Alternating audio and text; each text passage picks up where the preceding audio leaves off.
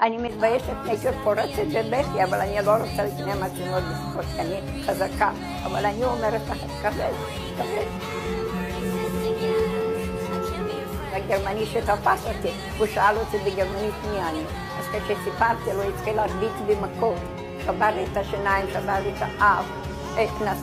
היה לו כלב ענק, שלח את הכלב התנפל עליי. התחיל להוריד ממני את האורות מהידיים והרגליים. ואני התחלתי לצבוח מכאבים, ואני צועקת ואני נחנקת, מבקשת ביטי וסר בבקשה מים. אם זה לא מספיק הוא התכופף יד, לקח סיגריה ושרף לי את כל הפנים. הוא הרס לי את החיים. לקחו את אחותי, שמו על אבן בן גרזן, חתכו לה את הראש. מה אפשר יותר רע לקבל, תגיד, מה? זה כבר די כואב. זה כבר די כואב, אז מגיע לי לסבול עוד. לא אכפת לאנשים, לא אכפת לממשלה, לא אכפת לכולם שאני צריכה לסבול, ועוד כאלו כמוני סובלים.